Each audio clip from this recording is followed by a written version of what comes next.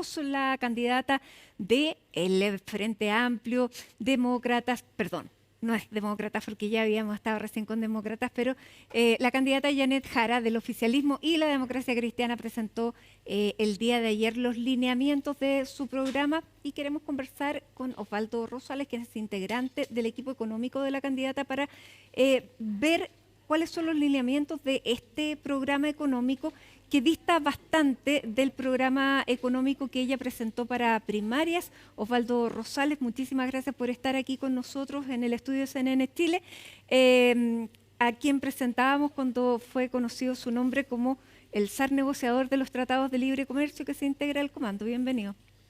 Muchas gracias, un gran placer, Matilde, siempre grato estar aquí contigo. Bueno, de las 7 hojas a las 83 que tiene este programa, cambiaron varias cosas, hay muchas que no están y hay otras que sin duda sí están. ¿Qué es lo que no está? No está el impuesto a los súper ricos, el llamado impuesto a los súper ricos, el fin de las AFP, tal como las conocíamos. La negociación ramal cambia a una negociación que es multinivel. ¿Cuál es el centro del programa económico de Janet Jara, que para muchos es el núcleo, uno de los núcleos centrales junto con seguridad a la hora de decidir el voto? A ver, lo primero que diría es que Janet Jara es la candidata que representa a un arco muy amplio, probablemente el arco político más amplio desde que yo tengo memoria y tengo ya más de 70 años. Por lo tanto, no es el programa de un partido X de esa coalición, sino que es el conjunto de convergencias que ese grupo tiene y sobre esas convergencias es que buscamos darle gobernaría al país y abordar los temas económicos que tú sugieres. Ahora, ¿cuáles son los ejes de ese programa? Obviamente, recuperar niveles de crecimiento, destrabar la inversión, elevar los niveles de inversión, abordar desafíos en materia de infraestructura, de transformación productiva, apoyo a pymes, avance en I+D. Yo diría que esos son los títulos principales y cada uno de esos tiene propuestas específicas. Ahora, afortunadamente las noticias más recientes dan optimismo respecto a la posibilidad de abordar de mejor forma esos desafíos. Los datos recientes muestran que ya llevamos alrededor de 6 meses creciendo en torno al 3%.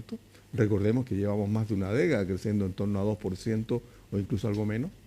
El dato último refleja también que la inversión está creciendo a 5.8%. Por lo tanto, la posibilidad de que este año el crecimiento sea 2.5 genera buenas condiciones para que de aquí en adelante la tasa de crecimiento pueda ser en torno al 3%, que sería nuestro objetivo. Pero en particular, lo que nos interesa es destrabar inversión, hacer saltar los niveles de inversión, tanto privada, fundamentalmente, como también pública, y a partir de ahí generar empleo de calidad que nos permita ir reduciendo la tasa de desempleo y continuar con la generación de empleos formales, que también es una tónica que viene desde los últimos meses. ¿Eso significa ir más allá de la recientemente aprobada ley de permisos sectoriales? Sí, sí. Nosotros ahí, en primer lugar, nos va a tocar implementar la ley de permisos sectoriales, que, digámoslo francamente, ha tenido una gran recepción no solo en el mundo empresarial, sino también en exministros de Economía de distintos signos políticos. También buscamos racionalizar la obtención de permisos, generando ventanilla única, de manera que haya solo dos ventanillas, digámoslo así, ventanilla casi única, ventanillas para temas sectoriales y ambientales, de manera que haya más transparencia, trazabilidad y no la infinidad de procesos que hoy día están vigentes. Además, vamos a buscar que esa tramitación de proyectos de inversión sea paralela y no secuencial. Hoy día son muchos trámites y cuando termina el N pasa al N+1 y así por el estilo. No, algunos de ellos pueden ser paralelos. Y en segundo lugar, o en tercer lugar, la idea nuestra es montar un plan de trabajo público-privado en cada región que permita identificar aquellos proyectos estratégicos de inversión que más puedan activar tanto la dimensión productiva como ocupacional. En materia ambiental, vamos a jugarnos por reducir drásticamente los tiempos de tramitación ambiental, velando porque la participación ciudadana sea muy temprana, oportuna y ojalá tecnificada. Vamos a eliminar el Comité de Ministros como instancia ambiental y vamos a generar una oficina en la Presidencia de Proyectos Estratégicos. ¿Por qué? Porque hemos concluido que lo que más falta en ese ámbito es la coordinación entre distintos ámbitos.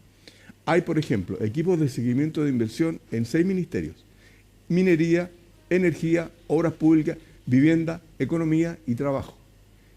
Y no hay una plena coordinación.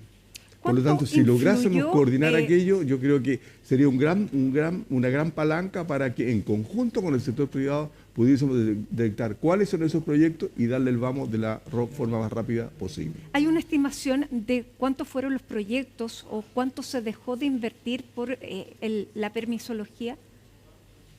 A ver, lo primero que yo diría sobre ese concepto, que también tiene un cierto sesgo despreciativo, es que nadie, hasta donde yo entiendo, pretende eliminar los permisos, ¿no? Se trata de que los permisos sean ejercidos de una forma racional y que no obstaculicen ni la inversión ni el crecimiento. Ahora bien, segundo aspecto en este ámbito, hay que decirlo porque siempre está implícito, la permisología no nació con este gobierno. No, pero la cantidad de pasos y la obstrucción en ciertos niveles era obvia. Sí, claro, claro. Y por eso es que el ministro Grau llevó a cabo una tarea, pero cíclopea, de ir detectando la infinidad, porque la verdad es impresionante la cantidad de permisos que se han ido gestando, que tienen que ver no solo con el gobierno central, tienen que ver con municipios, tienen que ver con otras instancias. También queremos abordar el tema del Consejo de Monumentos para hacerlo más racional. Y es toda una tarea que en el fondo es un gran desafío nacional. Obviamente esto debe haber afectado a la inversión en 1 o 2 puntos, vaya uno a saber, pero sin duda que la ha frenado. Ahora, uno de los puntos que más se le critica a la candidata Janet Jara son las cifras de desempleo. El desempleo está en un 8,9% y hace más de 30 meses que está por sobre el 8%. La candidata Evelyn Matei ha planteado que ella va a crear 1 millón de empleos y esta cantidad de gente desempleada y sobre todo estos 141 trabajos que se crearon en el primer semestre de este año ha sido materia de crítica. Incluso quien dirige el equipo económico ha dicho que esta es una cifra desastrosa. Primero, ¿coincide usted con la apreciación de desastrosa? Yo creo que más que lo de adjetivo hay que ver los números. ¿Y qué quiero decir con esto? Se han dicho muchas cosas y algunas de esas no comulgan bien con los datos. Vamos paso a paso. Pero el 8,9% es real. Así y más de 30 meses y también. Es preocupante, ciertamente. Pero déjeme explicar. Yendo primero al dato de la última encuesta de empleo del trimestre abril-junio. Hay un relato respecto de que no se están creando empleos formales, que está aumentando la informalidad. Eso es falso. Según la información del INE, en ese mismo lapso, abril-junio 2025, respecto a similar periodo anterior, se crearon 147.000 empleos, perdón, más aún, se crearon 147.000 empleos en asalariados privados y se crearon 17.000, casi 18.000, formales como empleadores. Pero claro, hubo una reducción de 96.000 informales. Y hasta ahí la verdad es que yo diría no hay suficiente información respecto de por qué ha caído esa informalidad, porque podría ser que fuese una buena noticia. ¿En qué sentido? En economía, mercado del trabajo, se habla de que hay un efecto desaliento de la fuerza de trabajo cuando la situación económica es muy complicada, muy negativa, y las personas que van a ingresar dicen: no voy a perder tiempo buscando trabajo porque no lo voy a encontrar. Se desalienta, no participa. La economía empieza a recuperarse, encuentra mejores expectativas y la gente sale a buscar trabajo y hay un efecto de incorporación y eso se traduce también en más desempleo. Entonces, el neto de los 141 empleos es que se crearon muchos empleos, fundamentalmente formales, y hubo una caída importante también de informales. Es posible que esos informales también sea que pasaron de ser informales a formales, por lo tanto se requiere más investigación al respecto. Y respecto de acuerdo a David Bravo, eso no es así, que hay una falacia y que los los datos del INE no estarían reflejando efectivamente la creación de empleos formales, sino que él sugiere que las cifras son contradictorias. Es el INE versus David Bravo. Hay una institucionalidad para eso y el INE dice lo que dice y yo me baso en las cifras del INE. Y segundo dato respecto a lo de empleo, para ver cómo uno podría jugar a veces con mala intención. ¿Usted creería que en el gobierno de Piñera se crearon solo 31.000 empleos? Ahora, eso no es justo decirlo. ¿Por qué?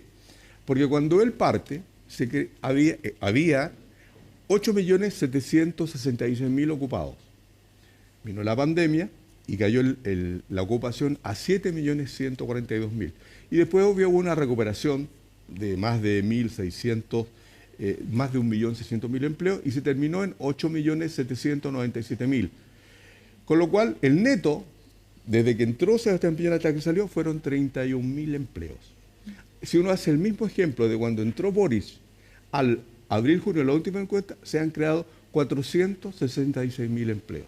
Con esto quiero decir que lo que se requiere es un análisis un poquito más serio, un poquito más decantado, lo cual no quita, y eso yo lo comparto, que la situación de desempleo es grave y hay que abordarla, particularmente la del empleo femenino. Ahora, esta es una campaña electoral donde la candidata Janet Jara fue ministra nada menos que del Trabajo, por lo tanto, las críticas hacia ella se basan precisamente en este número del 8,9% de desempleo y cuando se saca a relucir que aumentó el salario mínimo, la respuesta es: aumentó el salario mínimo, pero no se están creando los empleos que se necesitan para la cantidad de personas que están buscando. ¿Así se responde a esa crítica o a las personas que ven en una ventanilla, si pudiéramos decirlo así, la oferta de creación de 1 millón de empleos y versus este 8,9% de desempleo que la tiene a ella como rostro? Lo que pasa es que hay muchas variables que están vinculadas en esa pregunta. En primer lugar, la economía viene creciendo poco. Y cuando uno dice eso, también tiene que ser justo y reconocer que lo que este gobierno heredó fue una economía estructuralmente desequilibrada, con un déficit en cuenta corriente de 9 puntos del producto, con un déficit fiscal de 8 puntos del producto y con una inflación de 9,8% que inmediatamente después de la invasión Rusia-Ucrania llegó a 14,5% en el mes de agosto. Entonces, todo hacía prever que venía una recesión con un incremento brutal del desempleo. No hubo recesión y sistemáticamente los analistas se han ido equivocando respecto a la estimación de crecimiento. Siempre Mario Marcel ha ido mucho más adelante y ha sido resultado vencedor. Lo que ha pasado esta semana va en la misma dirección.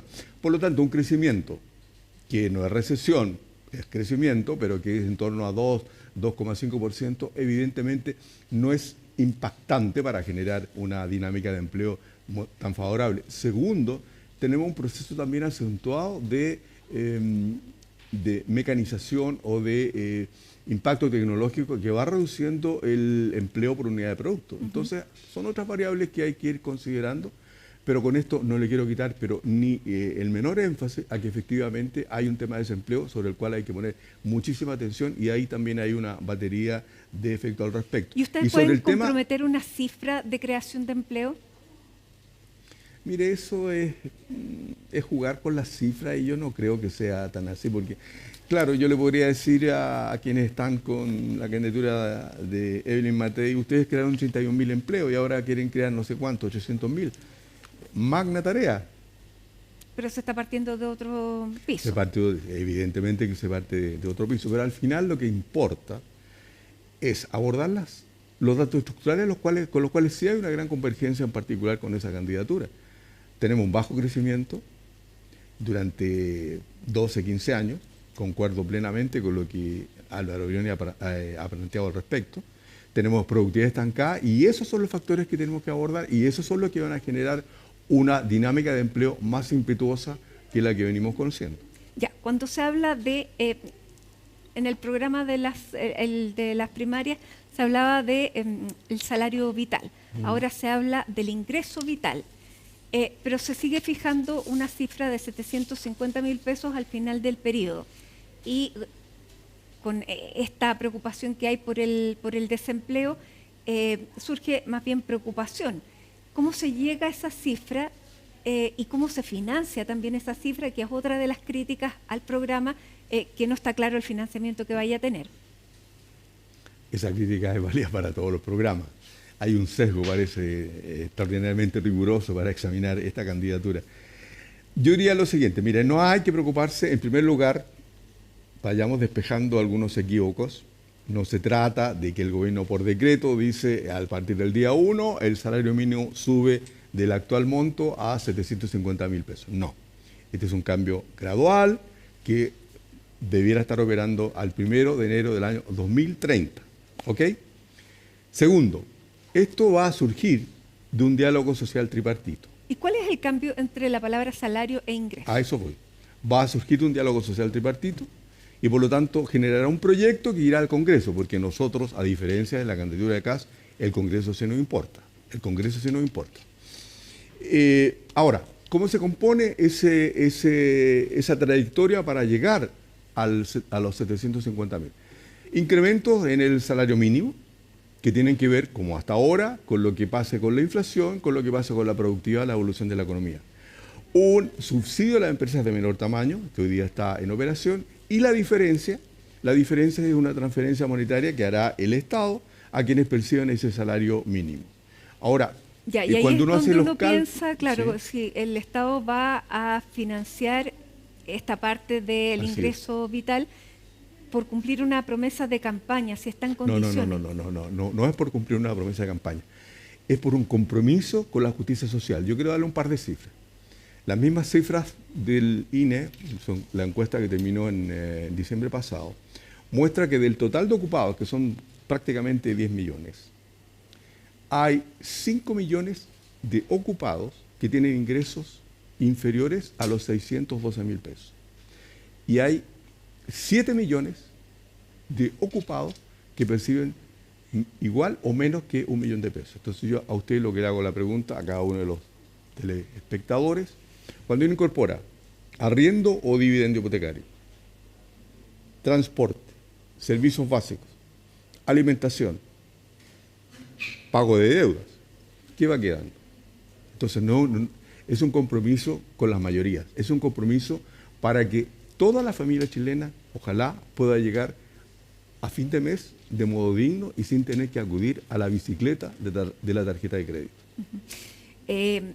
Ya, es un proceso largo que necesita una conversación tripartita, que tiene 3 elementos y que tiene que pasar por el Congreso. Por lo tanto, ya, tiene muchas fases antes de poder materializarse.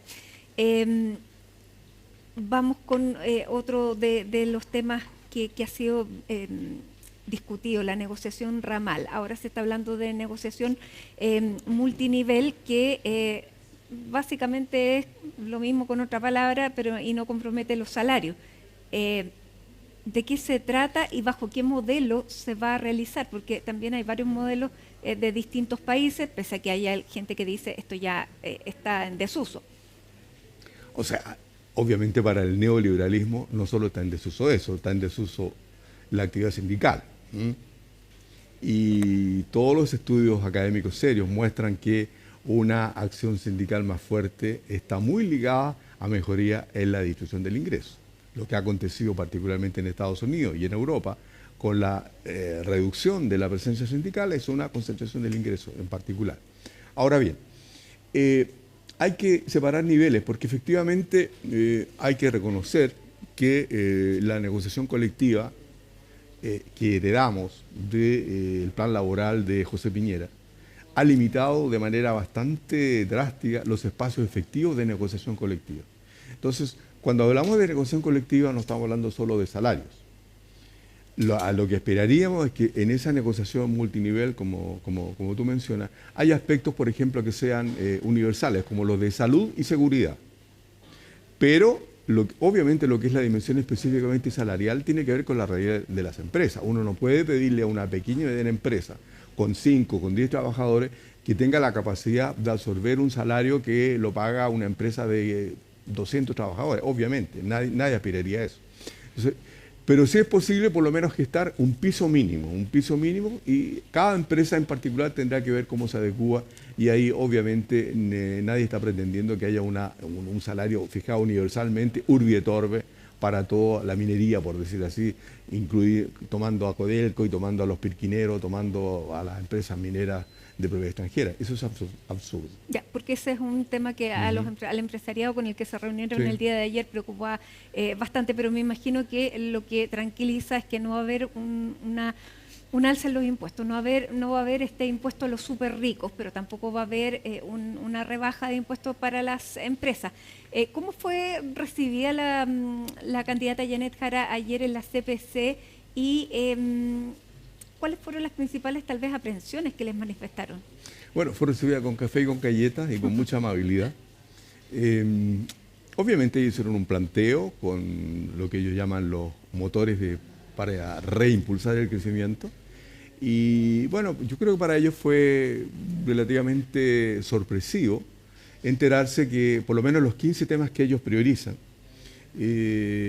nosotros les dijimos que habíamos examinado esa propuesta y que por lo menos en 9, 10 de ellos hay una gran convergencia y una gran posibilidad de trabajar a nivel de equipos técnicos una vez que lleguemos a la moneda, si es que el electorado así lo decide.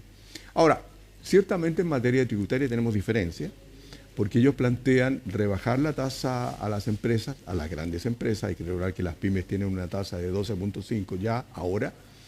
Ellos dicen rebajar a las grandes empresas con una compensación, y cuando le preguntamos dicen, sí, la compensación es parcial.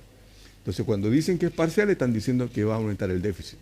Y cuando dicen que va a aumentar el déficit, quiere decir que va a aumentar la deuda, y por esa vía, ¿no es cierto?, nosotros no estamos de acuerdo, porque dentro de todo es evidente que todas las propuestas no tienen un conteo financiero específico, lo vamos a trabajar más adelante.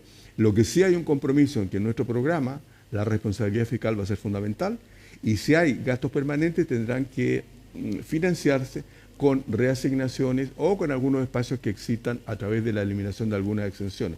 La reforma tributaria no está en nuestra agenda y no lo está por razones prácticas. Es decir, este gobierno gastó 1 año y medio, 2 años, sin lograr avanzar. Por lo tanto, perder tiempo en una iniciativa de este tipo, yo creo que desgasta la iniciativa del Ejecutivo y se puede dedicar en otras actividades probablemente de impacto más en el corto plazo en materia de reactivar crecimiento, generar empleo. Por lo tanto, ese impuesto también a los súper ricos no está disponible, porque lo que nos dicen las cifras es que buena parte de esas fortunas probablemente ya están en Panamá, están en paraísos fiscales, y por lo tanto otro desgaste legislativo para aprobar, si es que existen las mayorías necesarias, un proyecto de ese tipo, y cuando uno lo va a aplicar resulta que ya no están. La verdad que tampoco tiene mucho sentido. Para el Partido Comunista esto significa muchas renuncias. ¿Usted califica este programa como socialdemócrata? Yo califico este programa como un buen programa que da cuenta de la convergencia de todos los grupos que decidieron unirse para evitar que este país caiga en la ultraderecha. Los adjetivos los puede poner cualquiera. A mí no me gusta poner tantos adjetivos, prefiero los sustantivos. Perfecto, pero hay un grupo del Partido Comunista que no está para nada de acuerdo con este lineamiento que está teniendo el programa, e incluso dicen que van a aportar nuevos insumos para sentirse más representados. Yo creo que cuando se construye un buen acuerdo, la gracia de un buen acuerdo es que nadie queda contento. Ese es un buen acuerdo. Probablemente ese desacuerdo está presente en cada uno de los partidos, y yo creo que eso es lo que le da fuerza a este acuerdo. Usted, para participar de este comando, puso, no quiero llamarlo condiciones, pero fijó sus posturas hasta dónde usted llegaba. Cuando hablé con Janet Jara, le dije, yo soy lo que soy, usted conoce mi historia, buena o mala, ahí está. Creo en la apertura comercial, estabilidad macroeconómica, disciplina fiscal, baja inflación, alianza público-privada, modernización de la actividad productiva, una transformación productiva de Chile, incorporar valor agregado a nuestros recursos naturales, un gran reimpulso exportador considerando el proteccionismo que hoy día impera en Estados Unidos. Y dijo, check, check, check, estamos. Entonces sí, le dije. Ya. Por lo tanto, podemos colegir que tiene bastante de socialdemócrata el programa, dado que usted viene de la socialdemocracia. Mira, a esta altura del partido, ¿qué es lo que es la socialdemocracia en Europa? ¿Qué es lo que es la socialdemocracia en Chile? Sería interesante una entrevista más larga para hablar de esos temas. Vamos a considerar. Ahora, dos cosas para terminar. Uno, la candidata ha dicho que su programa en materia económica, se lo ha dicho a los empresarios, los foros que ha participado en foros gremiales durante las últimas 2 semanas, que es un programa que garantiza la paz social. Eso trae, se subentiende que con otra candidatura o otras candidaturas de derecha o lo que usted llama la extrema derecha, pudiera crearse un ambiente que amenazara esa paz social.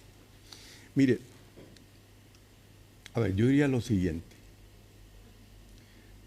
La candidatura de Kast dice que quieren reducir el gasto público en 8.000 millones de dólares y en 18 meses. Probablemente ellos no saben que alrededor del 90-91% del gasto fiscal está atado a leyes. Está atado a leyes. Y ese 91% de gasto fiscal está también atado a personas en el sector público que laboran para que esas leyes se cumplan. Claro, a lo mejor el círculo cierra cuando él dice, mire, el Congreso no es tan importante. Yo no sé cómo lo va a hacer. Él dice que no se va a saltar las leyes. Habrá que ver. Es una carambola interesante. Habrá que ver. Pero en cualquier caso, esa reducción del gasto fiscal en un lapso tan reducido, no solo no es viable políticamente, es oportunismo. Eso no calza. Entonces, si eso se llegara a gestar, esperemos que no, esperemos que el país sea más sabio al respecto, es muy probable que existan molestias, que existan reacciones sociales, obviamente, pero ¿quién es uno para decir, mire, tal día a tal hora va a haber un estallido social? Eso es absurdo. Eso es absurdo. La candidata Yanet Jara dijo que su programa anterior no había hablado de nacionalizar el litio. Ahora se habla de que se va a crear de igual manera una empresa nacional del litio. La candidata Yanet Jara después se tuvo que desdecir porque eso estaba en su programa inicial. Ahora tuvo otro traspié que dijo que en su programa de primarias no estaba el aborto libre y sí estaba. ¿Qué pasa con la candidata? Mire, yo del programa anterior no me siento capacitado para hablar. Pero más bien de que no se acuerda con lo que estaba escrito. ¿Lo leyó, no lo leyó? No, es una pregunta que habría que hacerle a ella. No, yo estoy en el ámbito económico de la candidatura y prefiero mantenerme en ese ámbito. Por lo tanto, vamos a terminar con el litio. ¿Por qué la empresa nacional del litio si hay una aspiración que es muy ambiciosa, que es aumentar la producción del litio en un 100%, pero con una empresa nacional no se podría aumentar en esa magnitud porque requiere todo un proceso de estar a andar? ¿Cómo se condicen esas dos cosas? Es interesante cómo lo planteas porque efectivamente lo pensamos así. ¿En qué sentido? Hoy día lo que hay son los contratos que conocemos, que podrán ser criticados, pero es lo que hay y ha permitido que efectivamente vaya aumentando la producción de litio. Esos contratos, algunos están siendo implementados, otros van a entrar a ser implementados y la tarea del próximo gobierno, esperemos que seamos nosotros, es llevar a cabo esos contratos, implementarlos, fortalecer el instituto, cuyo nombre en este momento no recuerdo, que es el Instituto del Litio, el Instituto Nacional del Litio y Salares. Más adelante hay que pensar en esa empresa nacional del litio, si es que tiene sentido, pero también es obvio que eso significa una tramitación legal que tiene que pasar por el Congreso, que puede demorar un par de años. En el intertanto, el objetivo va a ser potenciar lo existente. Perfecto. Potenciar lo existente. Y en particular ese Instituto Nacional de Litio y Salares. Muy bien. Osvaldo Rosales, integrante del equipo económico de la candidata Janet Jara, muchísimas gracias por estar con nosotros aquí en CNN Chile. Sin duda de aquí al resto de la campaña vamos a seguir conversando, así que gracias nuevamente y hacemos un alto rápidamente aquí en Hoy es Noticia, ya estamos de regreso.